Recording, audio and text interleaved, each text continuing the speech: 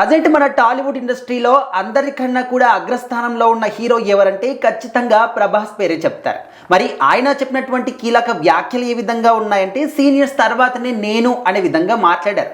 So మరి fans అందరు కూడా దీని గురించే మాట్లాడుతున్నారు. అసలు దేన్ని ఉద్దేశించి ఎవరిని ఉద్దేశించి అన్నారు? సో ఖచ్చితంగా సంక్రాంతి సినిమాలు వస్తున్నాయంటే మా సినిమా బాగా ఆడుతుందంటే మా సినిమా బాగా ఆడుతుందని స్టార్ హీరోల ఫ్యాన్స్ అందరూ కూడా సోషల్ మీడియాలో కానీ బయట కానీ కొట్టుకుని రెడీగా ఉంటారు అనమాట.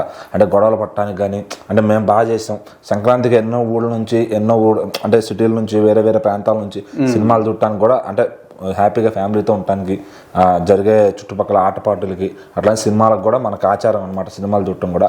సో అట్లా ఎంతో మంది ఫ్యామిలీస్ థియేటర్లతో ఫుల్ అయిపోతాయి అనమాట.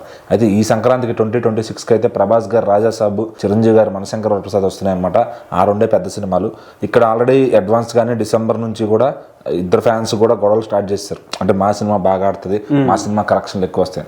సో వీటిలన్నింటినీ తిట్టడం చేస్తూ ప్రభాస్ గారు అయితే మన ఇచ్చిన స్పీచ్లో చాలా క్లారిటీగా చెప్పారనమాట. సీనియర్ హీరోలు వాళ్ళ తర్వాతే మేము, వాళ్ళని చూసే మేము వచ్చాం, వాళ్ళని చూసే మేము నేర్చుకున్నాం.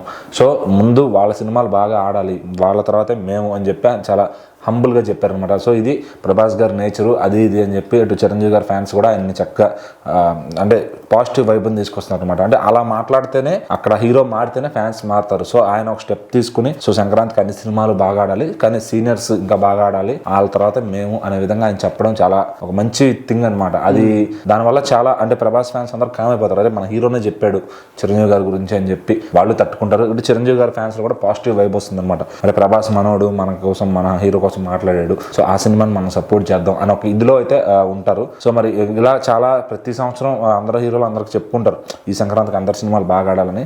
కానీ ప్రభాస్ గారు ఇలా చాలా అప్పుడప్పుడు బయటకు వచ్చి చెప్పడం ఇదంతా ఏంటంటే ఒక తన గ్రేట్ హంబుల్ నేచర్ని గుర్తు చేస్తుంది అనమాట. అంత స్టార్ పొజిషన్ అయినా కానీ చాలా సింప్లిసిటీగా ఉండడం, ఆయన మాటలు కానీ చాలా సింపుల్గా మాట్లాడతాం, తోటి హీరోలకు రెస్పెక్ట్ చేయడం, ఇతర సినిమాలు కూడా బాగా ఆడాలని ఆయన చెప్పడం. సో అది ఆయన చెప్తే చాలా స్పెషల్ అవుతుంది ఆయనకి, ఎందుకంటే భారీ ఫ్యాన్స్ ఉన్నారు కాబట్టి వాళ్ళందరూ కూడా ఆయన ఒక్క సైగ చేస్తే ఆగిపోయే ఫ్యాన్స్ అందరూ కూడా ఆయన మాట వింటారు. సో మరి ఈసారి ప్రభాస్ గారే ముందుగా లీడ్ తీసుకుని ఆ సంక్రాంతి గొడవలను అయితే కట్టిపెట్టేశారనమాట. సో ఈసారి అటు వాళ్ళ ఫ్యాన్స్ ఈ సినిమా చూస్తారు, వీళ్ళ ఫ్యాన్స్ ఈ సినిమా చూస్తారు అనమాట. అలా ప్రభాస్ గారు ఒక స్టేజ్కి తీసుకొచ్చారు. సో రాజాసాబు ప్రీ రిలీజ్ ఈవెంట్లో ఆయన లుక్స్ కానీ అన్నింటికి చాలా మంచి పేరు వస్తుంది. ఆయన స్పీచ్ కూడా చాలా బాగా ఇచ్చారనమాట. చాలా రోజుల తర్వాత ఇంత